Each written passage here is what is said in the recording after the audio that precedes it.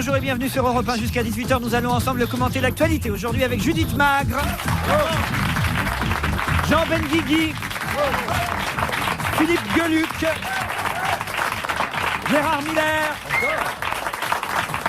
Pierre Bénichou. Oui. Qu'est-ce qui vous arrive? Je sais pas, mais on aurait dû vous transfert à votre place, mais en fait, ça va. Moi, j'ai vu circuler quelques billets de T'as 200 vu francs aussi avant l'émission. Oui, pas 200 francs, je connais, 50 francs. Tout s'achète en fait. En fait, il parle. Tout s'achète sauf la gloire, dit Napoléon. Le public a gardé quelques applaudissements. Pour Isabelle Mergo. Magnifique. Oh, bonjour Madame de Fontenay. Elle a un chapeau, elle a une cloche incroyable. Oh, le bourrier que c'est dans Paris. Bientôt Pâques, hein. Je dis bientôt Pâques. Le drame avec les gens en retard, c'est que non seulement on les attend, mais qu'en plus, quand ils arrivent, ils racontent des embouteillages. Oui.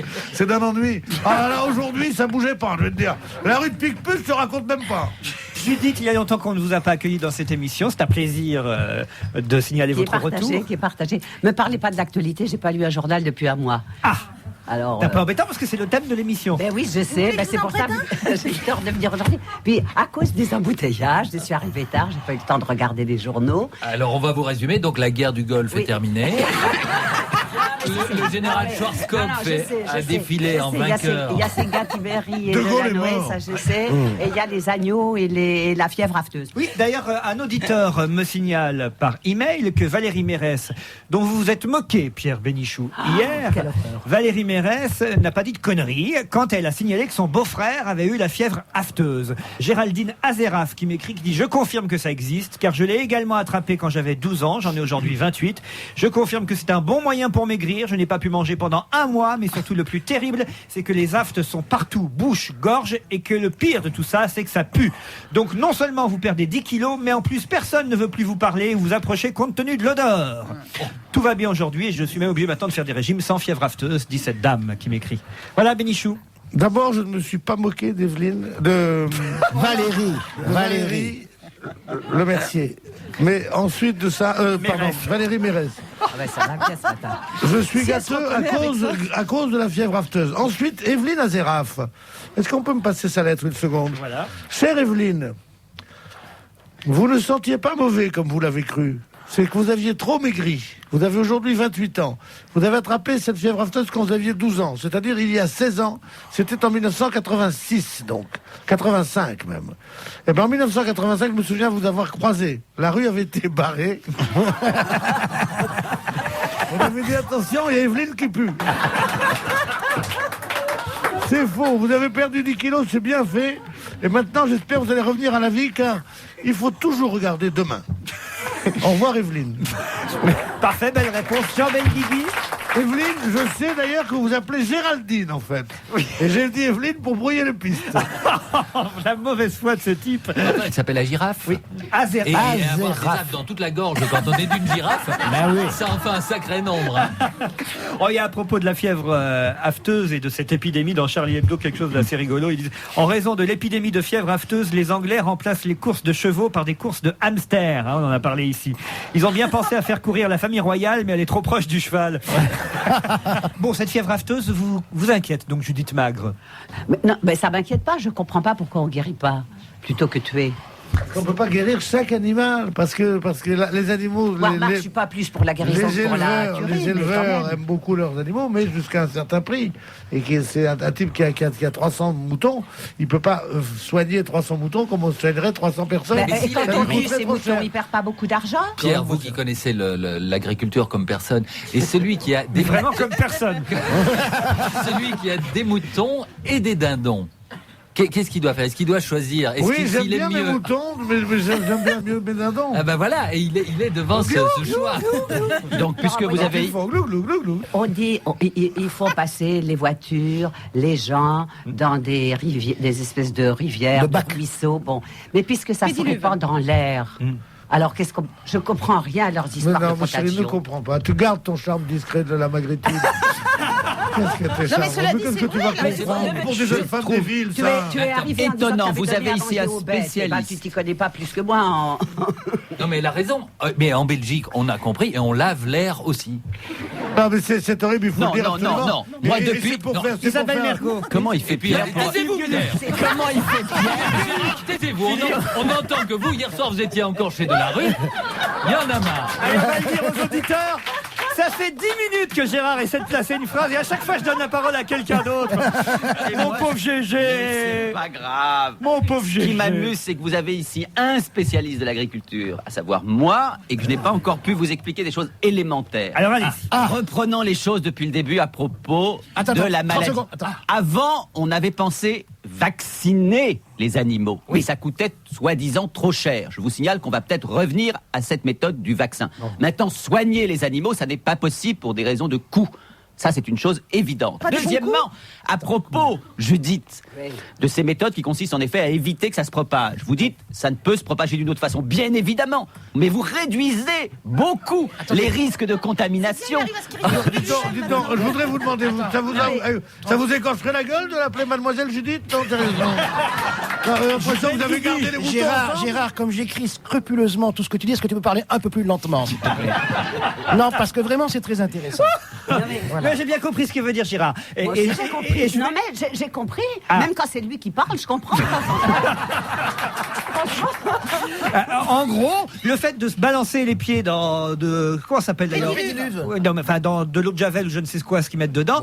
Bon, ça réduit les risques, même si vous avez raison, Judith, on peut l'attraper par l'air, la fièvre Mais les afteuse. raisons économiques qui fait que ça coûte cher de les soigner, eh ben, ça leur coûte très très cher à tous ces pauvres gens de plus avoir d'animaux. Alors je comprends rien. Mais c'est pas très compliqué de soigner un mouton, je comprends pas, on lui fait un vaccin et puis après on n'est pas obligé de venir tous les matins lui prendre sa température Philippe Gueluc, et lui amener alors, du Ça ne bouillon. soigne pas. Isabelle, le vaccin ne soigne pas, le vaccin prévient. Oui, mais là on n'est pas en train de tuer des moutons qui ne sont pas encore atteints. Mais bien sûr. Eh ben faut les prévenir, pas les prévenir qu'ils vont mourir, mais les prévenir Mais en qu'on vaccine. les piquant, enfin en les piquant, oui, t'as raison. en les piquant, en les vaccinant. Alors ça me tue aussi. C'est Non, ça une les tue, décision de l'Europe qui n'arrive pas. Il est interdit en Europe de vacciner les bêtes contre la fièvre. Non, mais ce qui Tu sais m'amuse, quel est le mot est-ce qui d'ordre, maintenant ici, Décime-moi un mouton. qui est-ce qui ici, franchement, c'est à se foutre de la gueule du monde, qui ici serait prêt à manger du mouton qui a eu la fièvre mouton, afteuse, du mouton, Moi, je veux bien manger du moufton, mais avec des frites. du mouton qui aurait eu la fièvre afteuse et dont on vous dirait il a été soigné. Judith, vous en mangeriez? Mais moi, je mange pas de Gérard, c'est viande, parce que vous avez enfin. des aftes que vous prononcez mal. Non, c'est parce que je mange en même temps des croissants. Ce qui se passe en tout cas à La Baroche-Gondouin, là où tout est parti, hein, c'est terrible parce que ce type qui manifestement n'est pas éleveur, il est négociant, hein, il achetait des moutons en Angleterre et il les revendait tout de suite après, 2 jours après d'ailleurs. Ce type se fait tailler des croupières par tout le voisinage. Vous avez lu dans les journaux, c'est terrible. Mais cet homme, comme les gens qui avaient importé des farines animales, font un véritable crime. Ah oui. Mais oui, parce qu'ils ils sont passés au travers des lois pour importer ces animaux qui maintenant nous foutent cette épidémie. C'est un crime contre la bestialité. Voilà. Un voisin paysan raconte, il a acheté les bestiaux en Grande-Bretagne. C'est écrit comme ça dans France Soir. Hein. Ah ben dis donc. Oh bon, il a acheté les bestiaux. Il avait la fièvre acheteuse d'ailleurs. Tiens, voilà. Oh, j'ai la question en Angleterre. Il les gardait seulement pendant 15 jours sur son exploitation, puis il les revendait sous le label Mayennais. C'est du vol, dit un voisin paysan. Alors, bien que c'est du vol. Et vous savez ce que l'éleveur anglais lui disait? Hello my friend, I give you 5 muttons. Give me a little pound and I... Stop here. Don't fear my friend. No paper between us. Stop here. Est-ce que les chèvres peuvent attraper la fièvre afteuse? Je dis ça parce que je suis allée au cirque romanesque. Ça, je vous conseille d'y aller, c'est formidable, c'est formidable. Et alors, dans Pariscope, on dit chèvre, cheval, oiseau, etc. Moi, je suis allée à une représentation qui m'a absolument ravie, je vais y retourner, mais enfin, il n'y avait plus ni chèvre, ni cheval, ni oiseau. Tous ces animaux auraient-ils attrapé la fièvre afteuse et ils n'ont pas voulu nous prévenir? Je peux pas vous répondre. Non, moi j'ai vu là-dessus un truc, c'est qu'ils les ont mis en quarantaine préventive et les animaux n'ont plus le droit de se transporter Alors, d'un point à un autre. parce que Alexandre, le bel Alexandre Romanès, le chef de, Le dernier des Romanès, oui. Il a raconté qu'on lui avait volé sa chèvre à Béziers. Non. C'était un légionnaire alors peut-être. Une chèvre à Béziers, c'est mieux que d'avoir une femme à aimer. C'est ça pour dire qu'il faut aller au cirque romanesque parce que c'est C'était formidable. pour nous dire ça en fait. Hein. Oui, c'était pour vous dire ça, parce que je trouve que parler des spectacles, c'est plus rigolo que de c'est parler pas de... du tout pour ça. C'est pour pouvoir dire le bel Alexandre Romanet. Aussi, Comme ça, ces messages, t'as compris? Mine de rien, moi, je ne t'aimais point à la radio même, j'ai dit le bel Alexandre. Eh oui, je vous emmène à Washington. Vous voulez aller à Washington? Allez. Toujours à propos de la fièvre afteuse, parce que là-bas, il y a Quincy qui travaille à l'aéroport de Dulles. Qui c'est Quincy? C'est un chien. Il appartient à une unité canine qui traque les éventuels porteurs du virus. C'est-à-dire que vous arrivez là-bas et il y a un petit chien, un petit manteau de coton d'ailleurs, qui arrive au bout de sa laisse, qui vous renifle. Et il est dressé pour repérer les fruits, la viande, les fleurs. Il repère 10 à 12 passagers transportant ces produits chaque jour. Produits risquant d'être contaminé. Pas le fromage. Le fromage, ça, il n'arrive pas. C'est le moment de passer de la cam. Hein. Et vous... Si tous les chiens sont dressés pour la fièvre afteuse. Alors là, par exemple, on a vu à Washington une touriste anglaise débarquant. On lui demande: avez-vous été dans une ferme pendant les 5 derniers jours? C'est la question qu'on vous pose toujours quand vous arrivez là-bas. Bon, d'habitude, vous répondez non. Elle, cette conne, elle dit oui il y a 3 jours. Elle est con. Hein. Moi, on me demande: t'étais dans une ferme depuis 5 jours? J'ai pas été dans une ferme depuis 5 siècles, moi. Je vais foutre dans une ferme, moi. Oui, elle dit oui il y a 3 jours. Pouvez-vous, s'il vous plaît, me montrer les chaussures que vous avez utilisées pendant cette visite? Lui demande le douanier. Elle sort de son sac de voyage des Reebok. Ces chaussures sont pleines de boue, une horreur. Alors les caméras se bousculent, un agent amène les grolles dans un petit laboratoire et là il y a une table couverte de fruits, d'oignons, de saucissons, de viande séchée, un vrai buffet international, nous dit-on. Et après avoir enfilé des gants de caoutchouc, on s'attaque aux chaussures de la dame au-dessus d'une poubelle tout en expliquant chacun de ses gestes. La première phase du processus consistant évidemment à décrotter les semelles, puis ensuite de plonger le tout dans un bain désinfectant. C'est incroyable hein, quand même. Hein.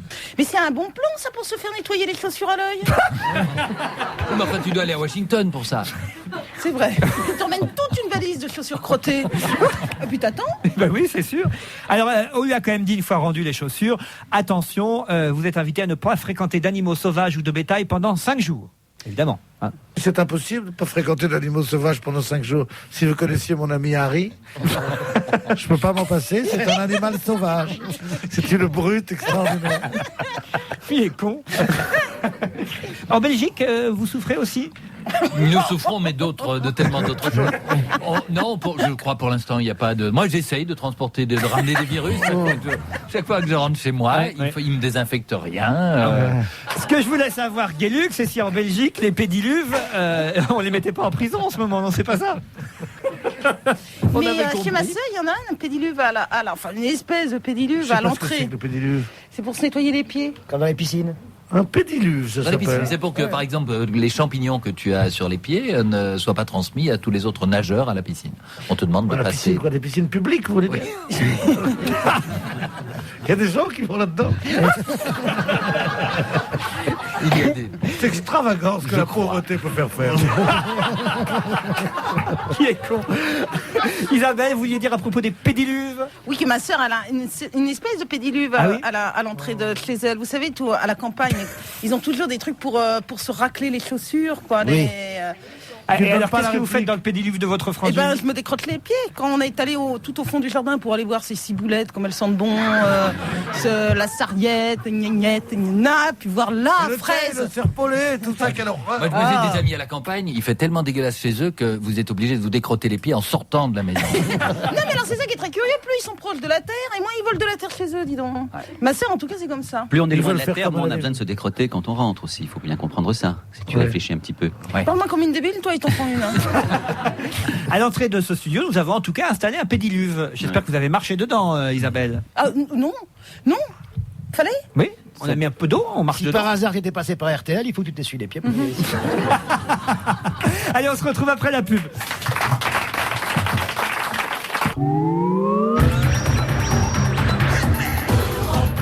On va se gêner jusqu'à 18h, toujours avec Judith Magre, Isabelle Mergot, Pierre Bénichou, Jean Benguigui, Philippe Gueluc et Gérard Miller. On n'a pas encore parlé des élections municipales, deuxième tour dimanche, vous le savez. Et dans la Croix, un article qui m'a interpellé ce matin, on nous raconte l'histoire d'une candidate qui s'appelle Françoise Coupu, candidate UDF à Lannemezan dans les Hautes-Pyrénées. Elle est arrivée en tête au premier tour des cantonales, puisqu'il y avait aussi les cantonales dimanche dernier. Elle est arrivée en tête au cantonal avec 39,58% des voix. Elle a dû, évidemment, pour le deuxième tour, renouveler sa candidature, sauf qu'elle a oublié. En effet, la conseillère municipale sortante a confondu l'horaire limite d'inscription pour les municipales qui était mardi minuit avec celui des cantonales qui était mardi 16h. Elle s'est présentée à 19h. Il était trop tard pour être enregistrée. Alors qu'elle était en tête au premier tour, elle ne pourra pas se présenter au deuxième tour. Rendez compte un peu? Incroyable. Elle va faire un recours au Conseil d'État ou un truc comme ça? Je sais pas. J'ai son adversaire en ligne, monsieur Henri Forgue. Bonjour. Bonjour. Vous êtes le maire socialiste de Molène en Haute-Pyrénées. Oui. Et vous étiez candidat au cantonal aussi? Voilà, j'étais candidat au cantonal pour le Parti socialiste, oui. Et alors c'est vous qui avez fait boire des coups à Françoise Coupu de 16 à 19h. Et puis elle a oublié d'y aller. C'est possible. Peut-être vous allez vous désister, vous aussi, ou en tout cas vous retirer, ou faire annuler cette élection, parce que quand même, elle a oublié de se présenter. Vous pouvez pas accepter une victoire aussi facile. Ah, mais non, mais vous savez, moi je vais être candidat contre moi-même, candidat Forgue contre Forgue, là. Hein. Et vous savez, l'oubli, en l'occurrence, c'est une qualité. Hein. Comment vous interprétez ça, vous, monsieur Forgue? Oh, ben vous savez, j'interprète pas trop, j'accepte, je suis bien content. Et puis voilà, elle permettra, si vous voulez, à un socialiste d'être conseiller général du canton de la Meuzan. Et voilà. Jean Benguigui? Ben écoutez, moi, monsieur, tout est perdu, Forgue l'honneur, en fait. Non, mais moi, je trouve pas ça très fair-play, quand même. Non, dites-lui venez, puis tant pis, puis soyez fair-play, quoi. Non, je crois qu'on s'arrangera tous les deux, oui, il n'y a pas de problème. Elle est très sympathique, alors, on se connaît bien, pas de problème, hein. C'est si. Moi, je suis de votre côté. Je crois qu'il ne faut pas vous gâcher la fiesta de monsieur Forgue. Parce que c'est vraiment la Forgue fiesta. La Forgue fiesta, vraiment. De toute façon, la politique, c'est ça. Hein. La politique, c'est un oubli, une élection, un oubli. D'ailleurs, monsieur Henri, je peux vous appeler Henri? Oui, pas de problème. J'espère que vous aurez une Forgue élection. Non, mais c'est... Dimanche prochain. Ne vous laissez pas influencer, cher monsieur. Cette dame a un inconscient. Cet inconscient lui a conseillé de se tromper. C'est drôle qu'on considère qu'un oubli, ça ne dit rien finalement de son vrai désir. C'est de la psychanalyse et compagnie, ça. Mais Monsieur Forgue, on va vous remercier, à moins que vous ayez quelque chose à ajouter. Eh bien, écoutez, voilà, si vous voulez, je serai l'élu de la majorité plurielle et plus des étourdis du canton de la Meuzan. C'est une belle conclusion. On vous remercie, monsieur. Voilà. Au revoir, monsieur Forgue. C'est rigolo comme histoire. très drôle. Ça n'arriverait pas à Paris, ça, hein, que Philippe Séguin ou Jean Tibéri oublient de présenter quelques listes. Alors venons-en aux élections. À Paris, il a l'air de récupérer un peu de pêche, le Philippe Séguin. Hein. Moi, je ne sais pas qui récupère, mais en tout cas, il y a un truc, c'est que d'habitude, pour les élections, on est toujours emmerdé. On arrive dans un café, on se dit, pour qui ils ont l'air d'être ici? Pour la droite, pour la gauche? Tandis que là, c'est tellement pointu que il y a une phrase. On arrive dans un café, on prend l'air très triste et on dit putain, c'est pas gagné. Hein. et c'est valable pour tout le monde. Ah oui, tout le monde dit parce que t'as raison, Pierrot. Certains pensaient que le taureau allait mourir dans l'arène. Eh bien, il n'est pas manso. Il n'a pas été mis à mort à minuit, a dit le député des Vosges, monsieur Philippe Séguin. Manso, ça veut dire non combatif en langage. Ça voulait dire pas de main. Non, manso, c'est en tauromachie qu'on dit ça. Voilà.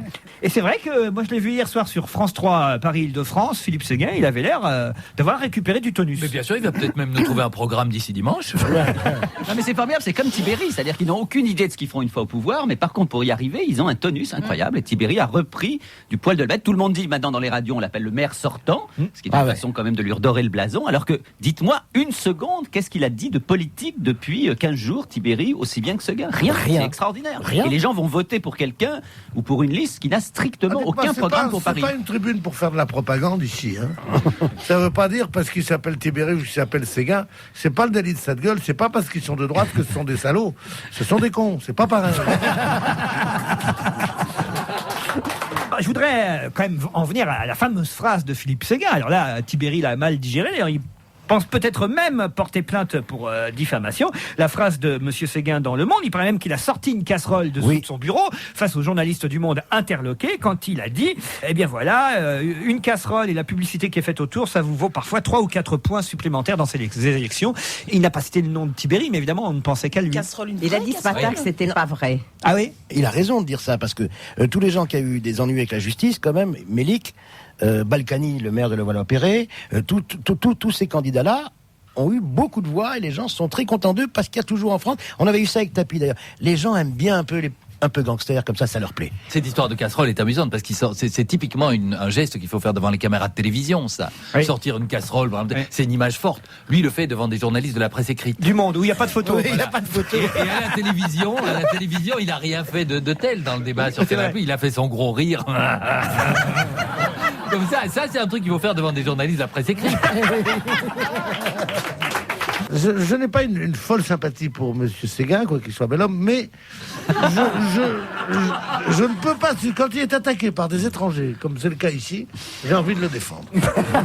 Non, quand un Miller ou un Gueluc l'attaque, je trouve ça que c'est pas plus. J'ai pas attaqué, j'ai parlé de la casserole. Pas Non, je trouve amusant d'imaginer la vie privée d'un type comme ça le matin, donc il sait qu'il a une interview avec les journalistes du Monde, et chez lui, le matin, dans la cuisine, il prend une casserole.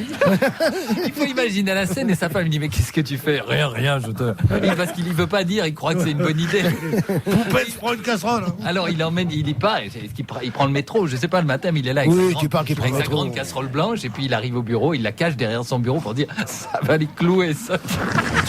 À propos, en tout cas, de ceux qui ont des casseroles et des primes au mis en examen, en quelque sorte. Il y a un dessin terrible de Sharp dans Charlie Hebdo, où on voit un Français effrayé qui dit « Tibéri, Dassault, Balkany, pourquoi les Français votent-ils pour des escrocs ?» Et la réponse c'est « Parce qu'aucun criminel de guerre ne se présentait. » C'est affreux, terrible pour notre pays, ça, quand même. Hein. Laurent, il y a dans les couvertures auxquelles vous avez échappé, il y en a une autre qui est formidable, c'est Allez-y. le couple qui est en position de 69. Ah, j'ai pas vu ça. Vous n'avez pas vu ? Les Français partagés, Oui. entre triangulaire et ballottage. Ah oui. Ah oui, faut le voir, le dessin. C'est pourquoi Ça va, on comprend. Mais Hein. oui. On serait pas en France, non? Parce que les gens rient à ce genre de plaisanterie. Ballottage et triangulaire en position de 69. Mais c'est le degré zéro. Et vous étonnez que je m'expatrie? Non, sérieusement. Allez, direction Lyon, où, alors là, évidemment, ça se bouscule aussi à droite, même s'il y a eu un accord bizarre entre Charles Millon et le professeur Dubernard, parce que on dit que le professeur Dubernard se serait fait un peu couillonner par Charles Millon, et que Dubernard, qui croit être maire de Lyon si la droite l'emporte, c'est pas gagné. Hein? On dit que Millon a déjà passé des accords pour le troisième tour en cas d'élection, oui. Voilà. Attendez, millions, ça fait combien en euros, ça ?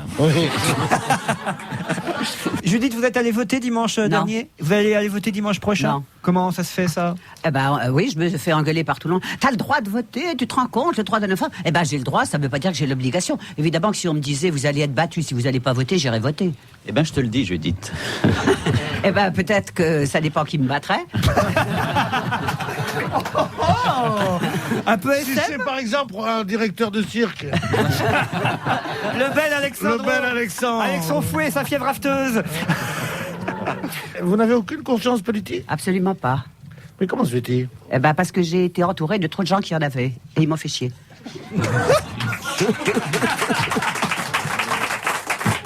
Dites, c'est pas le mec de Stéphanie que vous êtes en train d'essayer de piquer, là, Judith Ah, Mag. mais écoutez, non, ne dites pas des choses comme ça, parce que si ça se trouve, il écoutera l'émission. Il a une femme absolument merveilleuse. Je ne suis pas amoureuse d'Alexandre. Je trouve son cirque formidable. Je dis à tout le monde d'y aller. Quoi? Son cirque. Cirque. mais non, je ne suis pas amoureuse d'Alexandre, et pas du tout. Tu as vu le sanglot qu'elle a réprimé après quand elle a... C'est quoi sa spécialité? Non, mais lui, maintenant, il a été dresseur de Lyon. chienne. Et il dit que là. Dresseur de Lyon, hein, voyez. Oui. Ah. Oui. Ah. Oui. Et il raconte, parce que c'est un fils bouglione. Je le vois bien dire ouvre grand ta grande gueule. Oh, pardon. Et Judith, on Monte t'a... sur ce tabouret. Dis-moi, Judith, je me suis... Que je mette ma tête dedans. Et alors après, il en a eu marre des gens du cirque. Il a quitté le cirque. Il a été rempailleur. Il a fait tous les métiers. Rempailleur. Ailleurs, C'est ça que tu as aimé, alors. Ces anciens lions. On sent un regain de beauté formidable en toi. Pourquoi Je un me dis, regain? est-ce Alexandre? Pourquoi un regain? T'es encore plus belle qu'avant, c'est ça que je veux dire. Vous le disiez à propos du. Il donc- sent pas un peu fort? Parce que tous les dresseurs. Niflé, enfin. Ah bon? Parce que quoi, tous les dresseurs? Bah, ça sent un peu le fauve malgré tout. Hein. Ah Je oui. te dis qu'il ne s'occupe plus des lions. Il n'y a pas de lions. Il n'y a même plus de chèvres, puisque on lui a volé un Mais c'est qu'elle va mordre. Il a quitté sa femme. Il a commencé par avoir peur des lions, puis maintenant il a peur des chèvres. Mais est-ce que c'est vraiment un dresseur dans l'âme, cet homme ? Judith, soyez honnête, je sais que vous dites toujours la vérité. Si cet homme se présentait aux élections municipales dans votre quartier, est-ce que vous voteriez, franchement? Non. Franchement. Non, d'abord, il risque pas de se présenter. Bon, vous irez voter, Isabelle? Mais oui, mais moi je vote à la campagne. C'est vrai?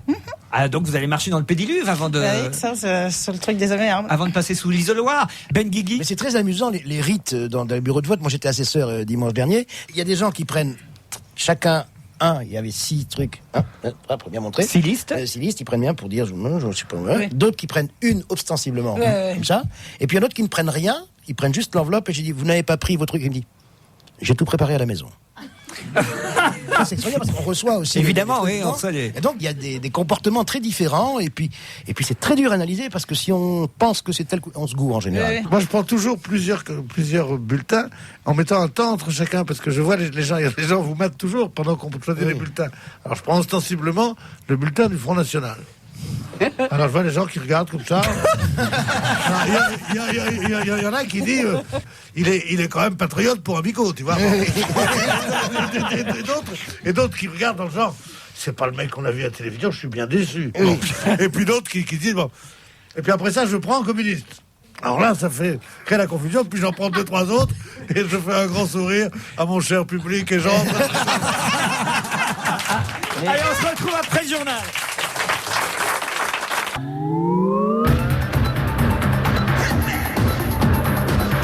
On va se gêner jusqu'à 18h, toujours avec Judith Magre, Isabelle Mergot, Jean Benguigui, Philippe Gueluc, Gérard Miller et Pierre Bénichou. Allez, on a parlé pas mal politique avant le flash d'info. On va passer à une petite info plutôt anecdotique, amusante, vestimentaire peut-être pour vous, mesdames. Quoique, oui, ça concerne les messieurs aussi. Hein, c'est des chaussures. Bon. Des chaussures un peu spéciales puisqu'on peut passer la semelle de cette chaussure, on doit même passer la semelle de cette chaussure au micro-ondes avant de l'enfiler la chaussure. Je vous explique. C'est Reebok qui lance cette marque qui vient de Rockport et c'est la chaussure confort sur mesure. Et alors c'est des mocassins, vous pouvez choisir aussi des boots en nubuck, sauf que la semelle intérieure de ces chaussures est thermoformable. Qu'est-ce que ça veut dire thermoformable?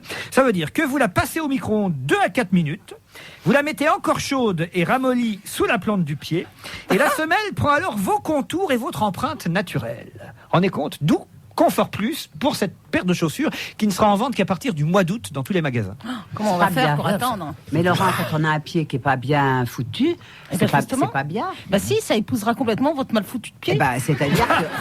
Oui, ça épousera complètement. Bah, c'est comme les soutiens-gorge, quand ça épouse bien, si vous avez même des seins mal foutus, je parle pas pour vous, hein, c'est un bout générique comme ça, et ben, faudrait pouvoir se mettre aussi un soutien-gorge dans le micro-ondes, voilà, ce serait génial.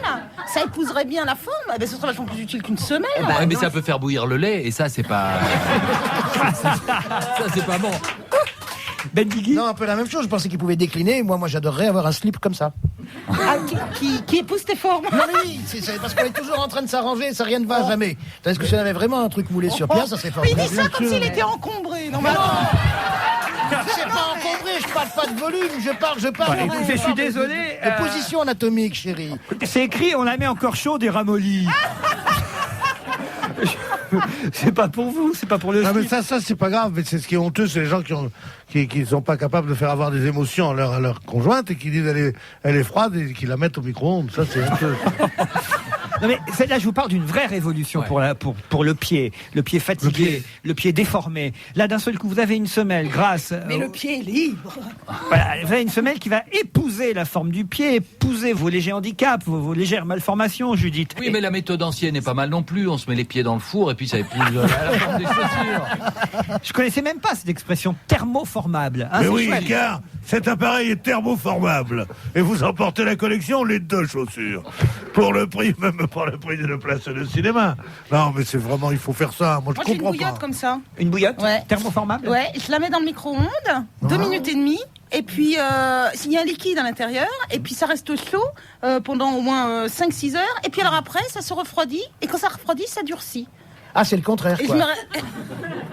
Quoi, on marche sur un... Oui, Oui, c'est le quand elle contraire. est chaude, elle est molle. Voilà. Ouais, oui, mais On est bien d'accord, je c'est vais le pas contraire. avoir un truc dur sur le ventre chaud, quoi. Non, bien sûr, t'as raison. Et donc, Prendrait bien quelque chose de chaud avant de partir. Non, mais... et puis elle refroidit, et puis le matin, je me réveille, c'est dur. Non, mais c'est très vrai ça, que le nombre de fois ça arrive ça. Quand je me réveille c'est dur mais elle est déjà partie. Gueuluc. Non, mais c'est sûr que c'est ridicule. c'est pour des gens qui n'ont pas les pieds normaux. Je veux dire, on va pas non plus se mettre à analyser tous les problèmes des pieds des gens. Je veux dire, vive les gens. Les gens qui ont des pieds bien foutus. Bien foutus. Oui, mais pas pour ceux qui ont les pieds mal foutus. Je veux pas parler de moi, mais si un mec a des pieds bien foutus, c'est bien moi. Ah, moi aussi. Ah, vous pouvez pas savoir. C'est vrai, pourquoi? Qu'est-ce qu'ils j'ai ont des vos pieds pieds de nacre, moi. Je peux pas savoir. J'ai des pieds. Ah, mais oui. Ah, mais je connais des personnes qui connaissent personnellement Pierre Bénichou et qui m'ont dit le plus grand bien de ses pieds. Ah oui. Ah, j'ai Des gens qui pieds. ont passé des vacances avec lui et qui m'ont dit on a rarement vu un type avec d'aussi jolis pieds. Moi, je fais Pierre des expositions de Ouais. pieds, moi. Des galeries de pointure? Non,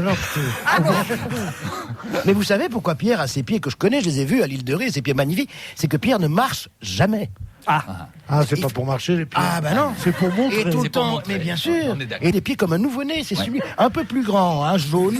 Non, mais je peux me mettre debout, mais je déteste ça. Parce que je vacille. Vous vous intéressiez aux pieds de Pierre Bénichou? Il les vend tellement bien. Oui. Mais est-ce que vous avez les orteils un peu poilus? Alors, absolument pas. Justement, le premier qui trouve un dommage. poil sur mes orteils, Alors, gagnait une paire de Reebok. Pierre Bénichou n'a pas les doigts de pied poilus, mais il marche tellement peu qu'il a la plante des pieds entièrement velue. Et vous aussi, vous avez de jolis pieds, vous Ah dites. oui. C'est un truc qui est beau chez vous, Ah ça. oui, bah, j'ai 2 trucs beaux chez moi, mes 2 pieds. Si, c'est vrai. Ah, c'est ravissant. C'est un classique des gens qui ne se trouvent pas très beaux que de dire oh, au moins mes pieds me Eh plaisent. ben oui, j'ai de C'est vrai, très hein. belles oreilles et de très beaux pieds. Ma mère m'a toujours dit ça. Non, m'a t'as dit deux- au moins j'aurais réussi ça. T'as 2 autres choses aussi qui sont très belles, c'est ton menton. Vos pieds à vous, Gérard, vous n'en parlez pas, hein? Non, sûr, j'aurais C'est pas des pieds qu'il a. certaine discrétion. Non, Non, j'aurais des pieds comme toi, je me Ce buterais. que je trouve extraordinaire, ce que je trouve extraordinaire, c'est qu'on a presque la même pointure. C'est formidable. C'est une des rares choses qu'on ait en commun. Il a des ergots, en fait, Gérard Miller. Non, Oui, du bien tout, sûr, non, petit coq, hein. Petit coq fanfaron, hein. Ouais. Je voudrais vous parler d'un coureur qui s'appelle Moncoutier. Vous ne le connaissez peut-être pas encore, c'est la première fois que je prononce son nom. Il est le premier Français au classement général du Paris-Nice. Ça vous ennuie si moi aussi c'est la première fois que je le prononce? Alors, Moncoutier. Voilà, Moncoutier. Première fois. Retenez-le parce que certainement c'est un garçon dont on va entendre parler dans les semaines. Je peux le faire aussi? Oui. Votre coutier. Eh ben, Moncoutier. Allez-y, Isabelle, c'est génial de prononcer C'est ce vrai nom pour la première fois. Moncoutier. Hein, c'est beau. Et j'arrive à le prononcer celui-là, il n'y a pas de Johnny Moncoutier, alors, lui, il est 7e dans le Paris-Nice, là, au classement général. C'est un des meilleurs espoirs français. Il court pour l'équipe Cofidis. Et si je vous en parle, c'est parce que c'est une belle histoire. En fait, son père et sa mère étaient tous les deux facteurs à bicyclette. Et c'est comme ça que le virus de la compétition est arrivé jusqu'à ce garçon. Il dit, j'ai passé le concours moi aussi pour être facteur, j'ai eu l'écrit, mais je suis pas allé à l'oral, parce que dans le même temps, je signais mon premier contrat professionnel, je ne savais pas trop quoi faire, et facteur me permettait de me balader en vélo. Et au moins, C'est le frère de Paulette. Le frère de quoi? Il va chanter. Paulette. Il va chanter. Ouais. Quelle horreur, il va chanter. Planquez-vous, il va chanter. Planquez-vous. C'était comment la chanson, Paulette? Il y avait Nana, et puis Nana, et quand on Nana, et partait puis sur les Paulette. Et chemins, puis quand on Paulette. partait le beau matin, à bicyclette, il y avait Firmin, il y avait Germain, Sébastien et puis Paulette. On était tous amoureux d'elle, on se sentait pousser des ailes. C'est ça, non? Bicyclette. À bicyclette. Notre passant à l'instant avec Paulette. Alors aujourd'hui, tiens, on va voir si vous vous souvenez de son nom. Moncoutier. Bravo, Gérard Miller. C'est la deuxième fois que je le prononce. Et ben aujourd'hui, Moncoutier, qu'est-ce qu'il fait? Il fait le Mont Ventoux parce que Il est capable de faire le Mont Ventoux. C'est dur. Il fait le Mont Ventoux. Moi, je connaissais qu'il faisait le lapin. Donc, lui, il fait le Mont Ventoux. C'est dur à faire le Mont Ventoux. Moi, dans toutes les fêtes de famille, on dit il va faire le Mont Ventoux. Et j'y arrive pas, moi. Tu peux faire le vent du Mont Ventoux. Je suis le Mont Ventoux. Et la grêle. Tu peux faire les alpinistes. Passe-moi la corde. Passe-moi la corde. le vélo. Ou la voiture dans le Mont Ventoux. La Tornère. Non. Le Mont Ventoux, c'est très dur à faire. Et avec les piqûres. Ça c'est l'aigle du Mont Ventoux. Oui. Et les piqûres en plus. Tout ça dans le cul pour avancer, c'est formidable. Et les connes au bord de la route. Allez, Virenque. Ben, c'est aujourd'hui que les coureurs du Paris-Nice passent par le Mont Ventoux entre, il faut le dire, entre Tarascon et Sisteron. principale difficulté, le Mont Ventoux, 93,4 km, le Mont Ventoux, emprunté jusqu'au Chalet Renard, 1420 mètres de hauteur. Il le fait pas bien, il loupe des trucs. il fait bien quand il fait... mais il dit, entre Tarasconcon, et si t'es ronron, il y a le Mont Ventoux, il y a le Mont Ventoux. Ah, il est très bon, il est très très bon. Et là, cet après-midi, là, à l'heure où on parle, il est en train de grimper le Mont Ventoux. Ce qui est emmerdant quand on fait le Mont Ventoux, d'abord, il faut savoir bien imiter tous les animaux, toutes les voitures, tout. Et en plus de ça, à la fin, il faut se faire grimper. C'est ça qui est emmerdant. Mais pourquoi on parle de lui? Le Mont Ventoux, parce que c'est un type formidable. Non, de Moncoutier. Pourquoi on parle de lui et pas des autres coureurs? Il n'est pas tout seul. Parce qu'il est français, c'est le premier français au classement général et il a des chances, peut-être ce soir, de remporter l'étape s'il grimpe plus vite que les autres, le Mont Ventoux, Moncoutier. Parce que c'est ça le principe du vélo, il faut vous expliquer que les gens courent pour arriver le plus vite possible. Alors, il y en a pour qui la France, ça veut rien dire, mais moi non. Moi, ça veut dire quelque chose. Quand c'est Moncoutier, ça me fait plus plaisir que quand c'est Von Meltz. Ou Trippendrengarek des Flamands. Non, un Français. Non, comment s'appelle-t-il? Moncoutier. Oh, c'est joli. Ça fleure bon la France. N'empêche qu'il est que 7e, le premier français. Il y en a, je m'excuse, je la ramènerai pas trop parce qu'il y en a ça va, dans les ceux Belges qui et le suivent. vélo. Il y a qu'en se pissant dessus qui peuvent avoir un maillot jaune. Ah, c'est joli. Et La je ne vise personne. formule est bonne, mais c'est trop dur. Alors, non, mais il a raison quelque part, Bénichou. Quand même, le premier français est 7e, ça fait plaisir parce qu'avant, premier, vous avez Ron Petegem. 2, vous avez Jacques. 3, vous avez Rumsas. 4, Frigo. 5, Schmil. 6, Hertz. Ben voilà, 7e, Moncoutier, ça fait plaisir. Voilà. Même si c'est l'Europe, même si nous sommes pour la multi-ethnicité, il n'empêche Oui, que... mais pas trop d'en faut. Moi, je suis pour les quotas, moi. Est-ce qu'on les fait rouler dans un pédiluve? Parce que vous imaginez le paquet de bactéries que ces types peuvent transporter. Non, c'est-à-dire qu'ils se soignent tellement, tu sais qu'ils ne risquent rien d'attraper. Les cyclistes n'attrapent jamais rien. Ils sont vaccinés contre tout, dis donc. Je crois qu'on peut pas dire plus sur Moncoutier. Si, aussi. C'est notre Coutier maintenant. Gérard. Peut-être que Pierre, tu pourrais nous parler, puisque tu le sais, de l'enfance de Moncoutier. Bon, l'enfance a été une enfance française, une enfance simple. Papa était facteur, maman était facteur. Factrice. Ses cousins étaient facteurs aussi. Ils étaient tous ça vous facteurs. embêterait Et pas lui-même, on lui a dit, va donc porter cette lettre. Il a dit jamais, ou alors à pied. On a dit non, on prend le vélo de papa. Il a pris le vélo, il est arrivé au Veldiv, c'est tout ce que j'ai à dire. Voilà. Belle enfance. Vous ne voulez pas qu'on dise facteur mais factrice pour une dame. Oui, c'est vrai. Il y a une loi maintenant. On dit factrice. Autant l'appliquer. Pierre Bénichou. Faites Oui, attention. mais c'est emmerdant parce que pour les mercières. Parce que, alors, les femmes sont d'accord pour tous les noms de professions d'hommes, il faut féminiser. Mais quand le mari de la mercière, comment on l'appelle? Le mercier. Ben Valérie. non, on appelle le mercier, on n'appelle pas un mercier. Il n'y a pas de mec qui soit mercier. Ben Eh oui, ben, il n'y a comment- pas de mecs qui sont merciers. Pourquoi cet ostracisme contre les Et hommes? moi, j'ai connu un mec qui était mercier. Les merciers, il n'y en a pas. Si. On dit marchand de couleurs. Mais non, la mercerie, c'est l'extra fort, c'est la boutonnière, c'est le bouton pression. C'est le caoutchouc au maître. Mais enfin. Qu'est-ce qu'on prend comme pognon en vendant du caoutchouc au maître? Vous voulez 10 mètres de caoutchouc? Un mec qui a des bons biceps? C'est pas Non, ça. mais il faut absolument féminiser les noms de tous les métiers. Macoutier, on va dire. Oui, non, mais absolument. Absolument. Et on suit dans ce sens le combat des chiennes de garde qui en font leur jument de bataille. Oui. Allez, on se retrouve après la pub.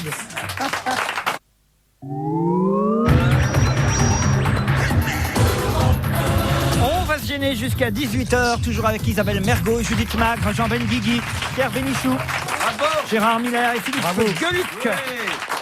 Ce matin, dans Libération et dans Le Parisien, on nous parle d'une étude sur les centenaires. Une étude qui s'intitule exactement Les centenaires français, le secret, même à la recherche du secret des centenaires français. C'est une étude réalisée par la fondation Ipsen qui a été présentée hier au MEDEC. Le MEDEC, c'est un congrès de médecins, de médecine générale. J'ai au téléphone monsieur Jean-Marie Robin. Vous êtes chercheur à l'INSERM à Montpellier et co-auteur avec Michel Allard de cette étude. Bonjour. Oui, bonjour. Alors, c'était intéressant ce qu'on pouvait lire ce matin dans Le Parisien et Libé à propos des centenaires. Alors, rappelez-nous combien il y a de centenaires en France actuellement? Je pense qu'actuellement, il doit y en avoir environ 7500 à 8000. 7500 à 8000 centenaires. J'imaginais pas tant, hein? Oui, Bon. Alors, vous en avez étudié, vous, 800, je crois. exactement. 800, 700 femmes et 100 hommes. Tout à fait. Bon, d'abord parce qu'il n'y a pas autant d'hommes que de femmes, Eh bien oui. sûr. Il y a combien de centenaires hommes pour des centenaires femmes ou le contraire? Ça fait à peu près un ratio de 1 à 7. Donc on peut dire que chaque centenaire homme, si les hommes sont capables de rester jusqu'à 100 ans, ils ont 7 femmes. Alors, les caractéristiques communes de ces centenaires, parce qu'en fait, on a tous envie d'être Qu'est-ce qu'ils doivent s'éclater, les centenaires. Imaginez un mec et les 7 centenaires avec lui. Waouh! Parce que vous n'êtes jamais sorti dans des boîtes de centenaires. Si, je suis allé à la chanson 2 fois. Vous êtes centenaire et vous descendez en boîte, vous emballez comme un malade. Vous avez l'embarras du choix. Dites ça, remarquez, ça vous a pas donné un coup de vieux de rencontrer 800 centenaires, monsieur? Un coup de vieux. Monsieur, quel âge avez-vous? Tout à fait. J'ai une 50aine d'années, donc je suis à mi-parcours. Voilà, parfait. Mais une surdité déjà très prononcée. Alors justement, les caractéristiques communes des centenaires, parce que c'est vrai qu'on leur pose toujours les mêmes questions. On se souvient de Jeanne Calment. Mais comment vous faites pour arriver là? Non, mais on leur pose souvent les mêmes questions parce qu'ils n'entendent pas la première fois. Arrêtez, Gueuluc. Tout à fait, vous avez raison. Les journalistes posent, en tout cas aux centenaires, toujours les mêmes questions. Et Jeanne Calment, de ce point de vue-là, était géniale. Elle avait comme des tiroirs, c'est-à-dire qu'elle avait ses réponses toutes prêtes. Mais c'est pas commode quand même. Elle avait pu les tester et elle savait celles qui plaisaient et celles qui plaisaient pas aux journalistes. Alors, et les autres? Alors, les 800 que vous avez rencontrés, quelles caractéristiques communes offrent-ils? Justement, vous avez dû lire le papier, ils n'ont pas beaucoup de caractéristiques communes. Alors on s'est amusé à faire un portrait robot en imaginant un centenaire qui aurait les caractéristiques il n'y a pas de secret, moyens en fait. de tous les autres. Mais le propre des moyennes, c'est que ça n'existe pas. Il n'y a pas de secret, en fait. Si, il y a une donnée au départ, tout de même. C'est d'être né au début du siècle. Oui. Et il faut savoir par exemple qu'un bébé sur 2, c'est le titre du Parisien ce matin, un bébé sur 2 qui naît là aujourd'hui a une chance d'être centenaire. Je ne sais pas si vous vous rendez compte de ça. Est-ce qu'il s'en rend bien compte? C'est bien ça, monsieur? C'est tout à fait ça, mais en fait, ça c'est dans 100 ans, donc on a le temps de voir venir. Oui. Mais On a à peu près combien de temps Comme vous avez bien compté, on a effectivement un siècle. Mais c'est vrai que les gens qui seront centenaires en 2050, donc ça nous rapproche quand même beaucoup, parce que ce sont justement les gens qui ont 50 ans aujourd'hui. Oui. Ce seront encore essentiellement des femmes. Mais c'est vrai que beaucoup de femmes âgées aujourd'hui de 50 ans ont une chance de devenir centenaires en 2050. Donc ça fait dans 49 ans. Voilà, vous savez aussi bien compter que moi. Parfait, Très bien, merci. merci. Vous avez envie d'être centenaire, Isabelle Mergo? Vous êtes dans l'âge, vous allez pouvoir être centenaire. Ah bon, déjà? Bon, ça va, Laurent? Si, il a dit 50 ans. Je n'ai pas 50 ans maintenant. Justement, raison de plus. Oh là là. Ce que je trouve formidable, c'est que vous dites que il n'y a pas de caractéristiques communes. Et ce ne sont pas des gens qui ont une santé formidable, ce sont des gens qui ont été malades la plupart du temps et qui ont vaincu leur maladie. Voilà. Donc la piste génétique est la plus probable pour expliquer leur chose. Et ensuite, Il ne tiendra pas jusqu'à 100 ans. Ce sont des gens, mais je vous en prie, taisez-vous. On parle entre sommités avec monsieur Raymond Robin. Ce sont tous des gens robustes en général. Et quand on a des poils sur la plante des pieds, on la ramène un peu moins. J'ai un caractère à la fois gay et autoritaire. C'est pour ça que je vous donne rendez-vous dans 40 ans. Moi, je suis gay et autoritaire. Pierre, tu es peut-être autoritaire, mais tu n'es pas gay. Une étude, effectivement, qui confirme que l'humour et une forte personnalité aident à durer. Ça, c'est vrai, docteur?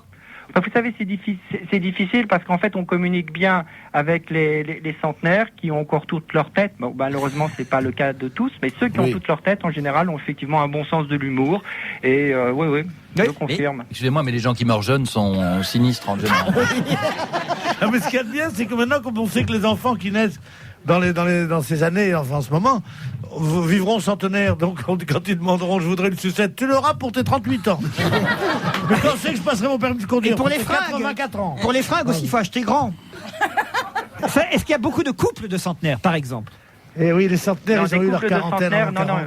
Non, mais c'est vrai que c'est quelque chose qui est amusant et ce sont des raretés parce qu'il faut multiplier quand même 2 probabilités qui restent encore rares. il faut que les deux deviennent centenaires, et en particulier l'homme, et ça c'est plus difficile. Et il y en a ou pas en France des couples de centenaires? En France, il n'y en a pas, mais je crois qu'il y en a. On pourrait peut-être en avoir un d'ici quelques mois. Mais c'est vraiment des choses très très rares. Vous vous en occupez vous-même ou bien vous les... Comment ça se passe? Si vous attendez une quarantaine d'années avec ma femme, on est d'accord. J'aimerais avoir un pronostic de votre part. Est-ce que quelqu'un qui a aujourd'hui, par exemple, 90 ans, qui a été préfet de police à Paris pendant la guerre d'Algérie, qui a signé un certain nombre de décrets infâmes en 1940, a des chances d'arriver centenaire si on le maintient bien au chaud dans une prison française, par exemple? Est-ce que vous pensez que c'est des bonnes conditions pour qu'il continue à survivre? Voilà, je ne vais pas répondre directement à votre question, mais je suis très content que vous me la posiez, parce que j'avais envie d'écrire dans la presse à ce sujet. Je pense que si on veut faire des nonagénaires des citoyens à part entière, ils doivent payer exactement comme les autres. Et que ça, c'est vraiment un honneur à faire à tous nos plus âgés, c'est de les traiter exactement de la même façon. Moi, je m'y connais en centenaire. J'ai une arrière-grand-tante qui est morte à 112 ans. Jusqu'à 110 ans, elle était très fringante. Après, c'était une ruine. Mais elle se maintenait parce qu'elle était veuve et qu'elle a toujours beaucoup picolé. Ah, voilà. Ah bon? Ouais. Oh tiens. Ah. Bon, je vais me marier avec un vieux, il va mourir vite, et puis je continue l'alcool alors. En tout cas, vous dites qu'il ne s'agit pas de super-héros, mais de personnes peut-être un tout petit peu plus résistantes et un peu plus chanceuses que les autres. Hein? Oui, tout à fait. Ça me semble une conclusion très prudente et tout à fait dans l'air du temps. Ouais. Parfait. Alors, on peut vous dire comme Patrick Bruel, on se dira rendez-vous dans 100 ans. Dans 100 ans Hôtel des grands hommes. Ouais, ok. S'il faut être résistant, papa, on n'arrivera pas à 100 ans. Ce sera le mot de la fin. On vous remercie, monsieur Robin. Jean-Marie, vous êtes chercheur à l'INSERM à Montpellier. Vous avez réalisé cette étude avec Michel Allard, étude qui s'appelle « À la recherche du secret des centenaires français ». Bravo, merci. Vous avez envie, vous, d'être centenaire, Pierre Bénichou? Oh oui. Oui. Surtout pour mon public. T'imagines le couple de centenaires, mais qui sont jumeaux, ils sont nés le même jour, oui. tout, et puis le gâteau d'anniversaire, tu vois un peu le truc? Ok, 200 bougies. 200 bougies. Dans de la purée. Ben Guigui. Moi, j'ai eu dans ma famille, les femmes vivent très très très vieilles. J'ai eu des tantes aussi qui ont vécu 100 ans, quoi. 100 ans. Ah, ouais. C'était terrible parce qu'elles avaient plus de dents, plus rien, plus des grands pieds. Quand tes pieds m'embrassaient, ça pinçait comme ça. C'était comme un oiseau qui pinçait la joue. C'était absolument dégueu. Et puis elle bave un peu. Et puis ça sent mauvais aussi. Ouais. Faut le dire. Mais moi, ma grand-mère, elle bavait un tout petit peu. vrai Et puis elle m'embrassait pas, mais on appelait ça des proutes. Ah oui? Parce que ça fait. C'est parce que vous l'embrassiez très bas. Elle aspire. Elle était grande? Elle était grande, elle avait des grosses joues.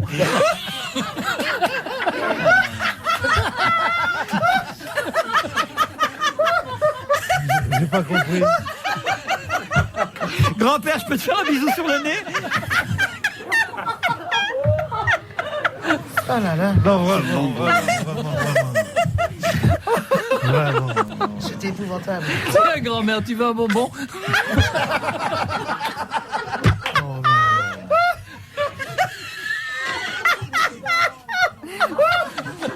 Calme-toi, Isabelle. Non, mais moi, je garde, quand on a 5-6 ans et qu'on voit une vieille, on garde des souvenirs épouvantés, tu vois, c'est... Oh.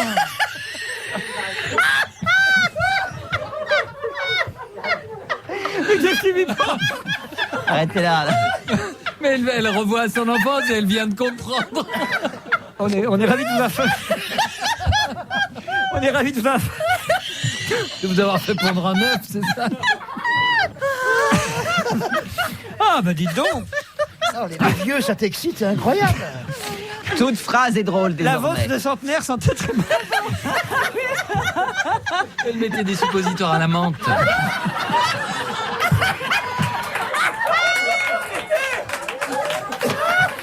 Moi, j'adorerais devenir centenaire. Ah, merci Philippe Gueluc Ouais. de ramener... Mais au-delà, 150 Rien que pour ans, ça.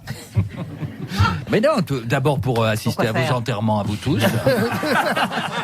J'aimerais avoir du chagrin en vous suivant jusqu'à votre dernière demeure. Non, je sais pas, parce que je me dis que c'est le seul vrai cadeau qu'on a dans l'univers. la vie, c'est de la vivre. vie, c'est de vivre. Et je me dis, autant poursuivre dans n'importe quel état. Enfin, je dis ça Ça, maintenant. c'est pas vrai, comme dirait la mère de... qui était pas loin d'être centenaire. Non, de vivre cette expérience. Parce que ce qu'on oublie de dire, c'est qu'on est toujours maître du jeu. À le moment où on décide qu'on veut arrêter l'histoire. On a c'est plus pas les sûr. possibilités, justement, quand on veut, et personne ne veut le faire pour vous à ce moment-là. Et on peut plus bouger, on peut plus attraper une seringue, des pilules, aller acheté? Oh là là Un revolver? Non, mais je veux dire en pleine forme. Moi, j'adore. Revolver. Pourquoi un revolver? Pourquoi faire? Pour en finir, c'est ça. Pour en finir. Ah oui? Eh ben, on peut plus, à 100 ans, on n'a plus la force. T'engages un Il faut tueur. m'appeler, il T'engages faut quelqu'un. m'appeler dans ces moments-là. Voilà. Crois-moi, quand ils ont plus la force, moi je leur en donne la force. Franchement, quand vous voyez par exemple Bénichou, vous avez envie d'être comme lui dans 20 ou 30 ans. Oui, je franchement. trouve ça plutôt pas mal. Ah, putain, dis donc, quel embelli.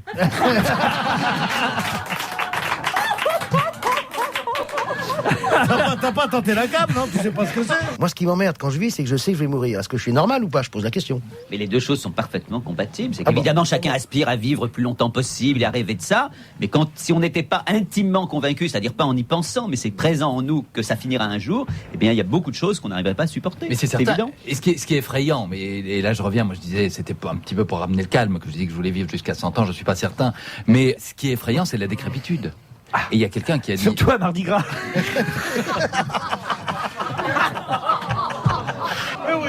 Oui. Non, la décrépitude contre laquelle, ce que je voulais dire, c'est que nous avons toujours, tant que nous sommes conscients et vaillants, le moyen d'arrêter la machine. Il y a quelqu'un qui a dit quelque chose de très beau, qui a dit se suicider, c'est essayer de mourir de son vivant. Attention les yeux. Ça va très très loin, ça. C'est moi qui ai dit ça. Allez, on se retrouve après le journal de 17h30.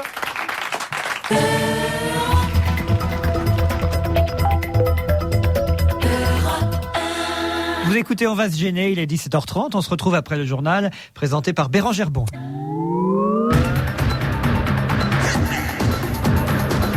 On va se gêner jusqu'à 18h, toujours avec Pierre Bénichou, Philippe Gueluc, Gérard Miller, Jean Benguigui,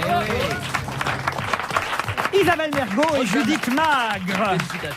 Bravo.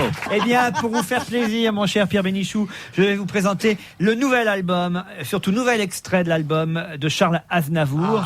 Près de 300 000 exemplaires de son nouvel album ont déjà été vendus depuis sa tournée triomphale et son palais des congrès. Et la nouvelle chanson extrait de l'album s'appelle Quand tu m'aimes, juste un extrait de Charles Aznavour. Commentaire, Jean Benguigui? Non, c'est vrai que les paroles d'Aznavour, c'est pas frappé au coin de la grande poésie française, mais il y a une magie en lui, ça passe admirablement, et c'est un immense chanteur populaire. Il a une voix en plus de plus en plus bouleversante, je trouve.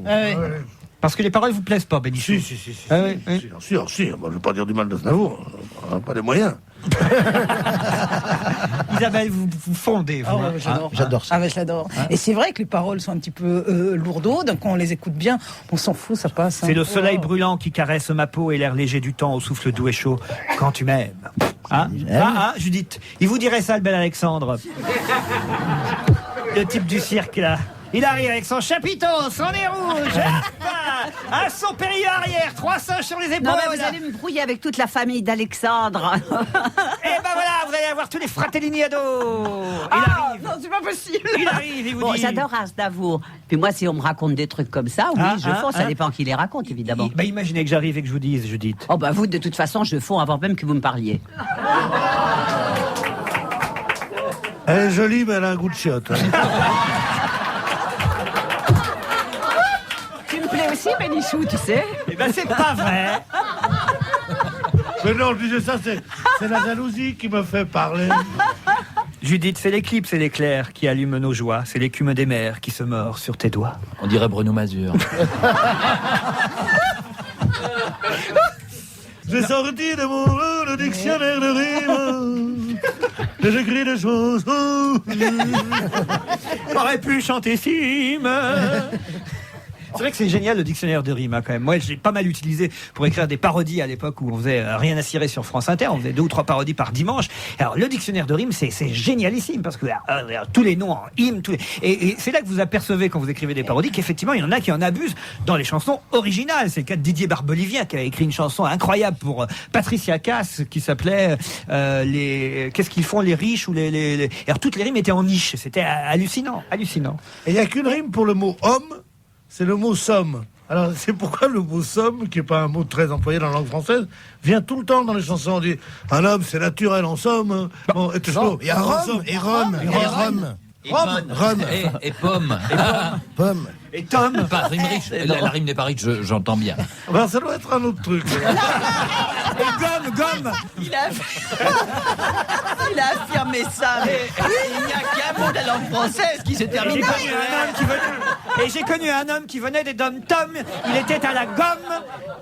Et qui mangeait des pommes. Il m'a emmené à Rome. Il était beau, faut voir comme. Près de moi fit un somme. C'est vrai, j'ai dit une connerie. Mais je sais que le seul mot dans la langue française qui n'est pas de rime, c'est triomphe. Ça, c'est vrai. Et quand je connaissais un petit régisseur, il me parlait de Camus, et puis il me disait, oh Camus, je sais pas, moi je l'aime pas, je trouve que ça avance pas. Quoi, ces histoires, ça avance pas. Bon, bref, c'était de ce niveau-là. Et puis je lui dis un jour, tu sais qu'il y a un mot qui n'a pas de rime, c'est triomphe. Je dis, ah bon, c'est marrant ça. Oh mais non, si, je peux faire rimer, regarde, triomphe et adonf. Non mais c'est vrai que triomphe, c'est le seul. Triomphe et adonf, c'est pas si mal. C'est quoi un donf? Adonf, oui, mais sauf que c'est pas du français. Je roulais dans ma triomphe et nous étions à Donf. C'est à fond en verlan. Voilà. À Donf. Mais là, Pierre, retiens cette leçon. Quand on veut vraiment en imposer, comme vient de faire Isabelle, il faut que l'information soit exacte. Oui, c'est vrai, ça c'est emmerdant. C'est ça qui est problématique. Alors, on quitte Aznavour et sa nouvelle chanson Quand tu m'aimes pour un garçon qui a triomphé à l'Olympia cette semaine. Il faut dire qu'il triomphe aussi avec son 3e album. C'est De Palmas. On parle beaucoup, énormément de lui dans la presse cette semaine. Il a eu le droit aux honneurs du Parisien. Du Parisien. Il a des copains. On m'a donné tous les articles, puis je dis, il a beaucoup de papier. Et on vous l'a photocopié. Le Parisien du 15, le Paris. Ah mais non, ça c'est le Figaro. Voilà, c'est pourquoi ça c'est Figaro. François Libénon. Il a eu tous les journaux.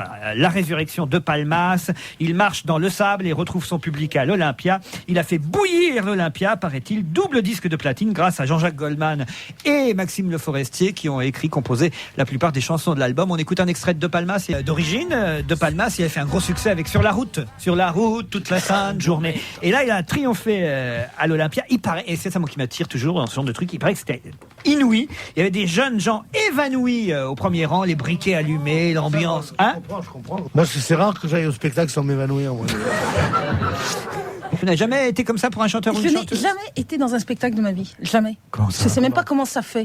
Comment ça? Ah bah attendez, c'est pas compliqué ma phrase. Hein. Je n'ai jamais été à un spectacle de musical.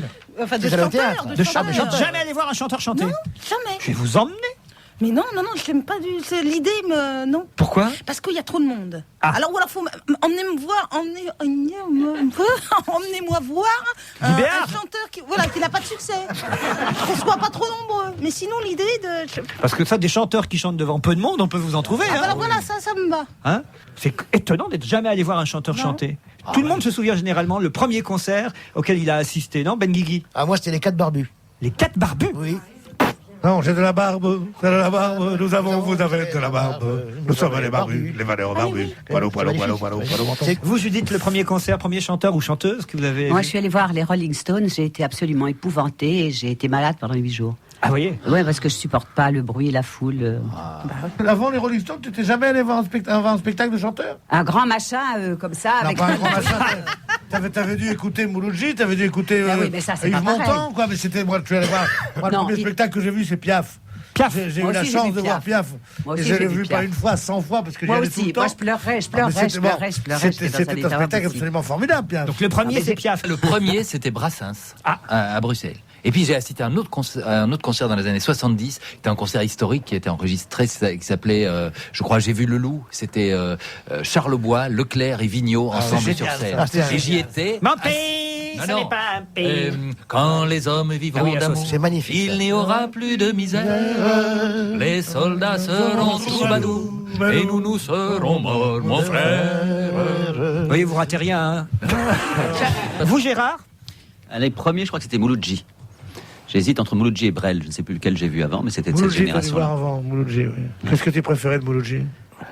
Moi, j'ai adoré pas, il va Mouloudji. Non, moi je peux pas chanter, mais je trouvais que c'était un des chanteurs les plus étonnants, Mouloudji. Mouloudji, c'était formidable. Oui. La myosotis et puis la rose, ça sont des fleurs qui disent quelque chose. Mais pour aimer les coquelicots et les médecins, faut être idiot. T'as peut-être raison. Oui, mais voilà. Quand je t'aurais dit, tu comprendras. La première fois, bon, j'arrête. Parce que... c'est bien, Pierrot, moi j'aime bien. Il y a un truc qui est formidable aussi, je sais pas si vous connaissez ces enregistrements, c'est Mouloudji chante Brel. Dans le port,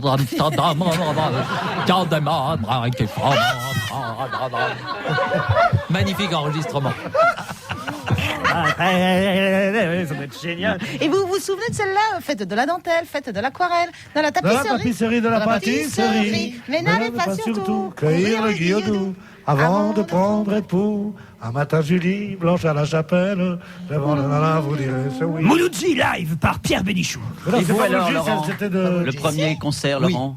Moi, je crois que c'était un concert gratuit. Je crois même que c'était un podium au repas, puisque je. Ça, il va nous faire l'enfance malheureuse. Bah oui, c'est vrai.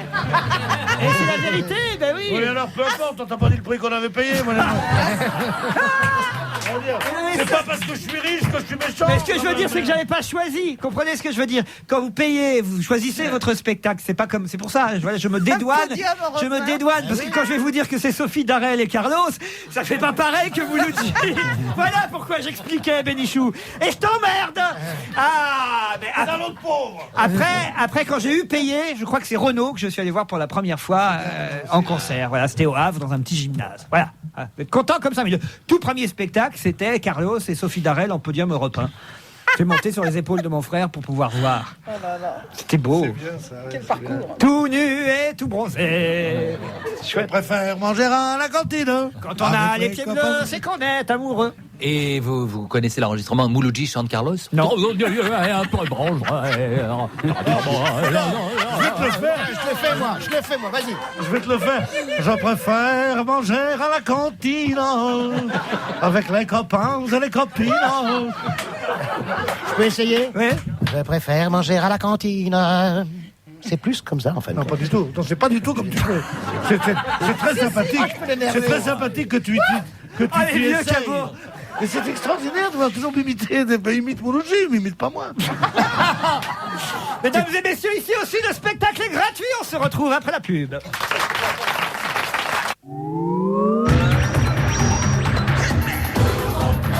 On va se gêner jusqu'à 18h, toujours avec Pierre Bénichou, Philippe Gueluc, Gérard Miller. Lui, c'est Jean Benguigui, Isabelle Mergo et Judith Magre. On parlait des imitateurs. Qu'est-ce que vous dites sur les imitateurs? Alors, on disait avec Gueluc que les imitateurs, ce qui est formidable, c'est que c'est pas tellement. Pourquoi la vogue des imitateurs qui est arrêté, le plus imitateur qui a relancé le genre, parce qu'il y en a toujours eu, c'était Thierry de Luron. Pourquoi? C'est parce que Thierry de Luron piquait tellement bien les tics des gens qui permettaient aux gens d'imiter, non pas la personne, mais en imitant l'imitateur, de faire la personne. Parce qu'ils avaient piqué les 2-3 trucs. Donc tout le monde était capable de faire, quand on disait marcher, c'est un scandale. Bon, tout le monde savait faire marcher. Donc, bon, Voilà, tout le monde, on n'imitait pas De Gaulle, on imitait comment il s'appelle? Tizot, Henri Tizot. Faisant De Gaulle. Comme penser, c'est d'une banalité. Pas du tout, pas des gens qui savent pas ça. Pas du tout, C'est tu fou, peux dire. mais il met, ça y est, j'ai compris comment il fonctionnait. Il met un quart d'heure à dire un truc vachement banal, mais il fait des phrases. Et en fait, non, mais c'est vrai, mais moi j'étais bluffé, ça y est, maintenant le masque est tombé. Je sais qui il y a derrière. Mais tu vas sangloter dans 2 minutes, on va parler comme ça. Ah, régale-toi. Mais non, tu sais bien que tu tiens pas longtemps. Moi. Deux brèves dans Charlie Hebdo qui m'ont bien fait rire. La première sur France 2, vous savez, qui a été épinglée pour non-respect de la loi sur le tabac au sein de la chaîne, là-bas, là, sur les quais. Et alors, vous savez ce qu'ils disent dans Charlie Hebdo? On suggère aux fumeurs de France 2 de se regrouper sur le plateau du journal Le Trésor pour fumer en douce. Personne ne regarde, personne ne les dénoncera. C'est dégueulasse. C'est affreux. Autre brève, un lycéen américain armé d'un pistolet, vous savez, a tiré sur ses petits camarades. 2 morts, 13 blessés. Charlie Hebdo ajoute, pour lutter contre la violence à l'école, George Bush propose qu'on interdise l'école. C'est pas mal ça, moi je trouve ça assez joli.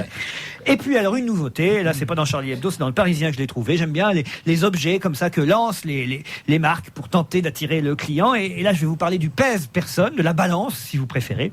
Et celle-là de balance qui va sortir bientôt est une balance anti-graisse. C'est-à-dire qu'elle vous informe sur le taux de graisse que votre corps contient. Ne regardez pas. Je sais que vous faites attention à vous, Isabelle. Mais il y en a bien à cette table qui devrait en faire autant. Non, mais c'est pas. Je comprends pas pourquoi est-ce qu'on dit anti-graisse. Vous avez toujours la même graisse, hein. Seulement. Vous êtes anti-graisse. Ça nous énerve. Soyez anti-graisse.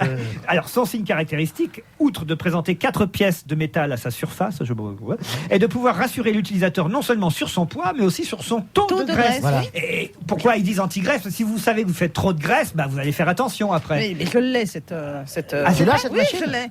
Il y a qu'à se Et taper. les 4 pièces métalliques, ça correspond à vos pieds.